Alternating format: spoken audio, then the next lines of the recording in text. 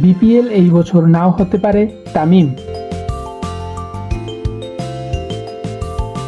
চলতি বছরে Bangladesh premier league মাঠে গড়ানো নিয়ে বড় ধরনের অনিশ্চয়তার আভাস দিয়েছেন বাংলাদেশ ক্রিকেট বোর্ডের প্রেসিডেন্ট তামিম ইকবাল।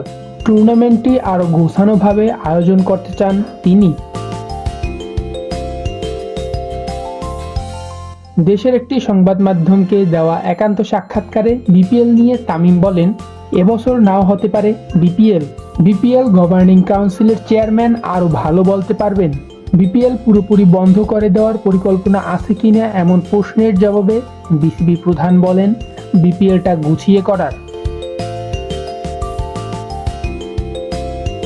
যেখানে খেলা নিয়ে আলোচনা হবে, হার জিত নিয়ে কথা হবে, টাকা পয়সা নিয়ে নেতিবাচক খবর হোক সেটা চাই না। বিপিএল ফ্র্যাঞ্চাইজি টুর্নামেন্ট হলেও বিশ্বের কাছে বাংলাদেশের টুর্নামেন্ট ইমেজ রক্ষা করা আমাদের কর্তব্য।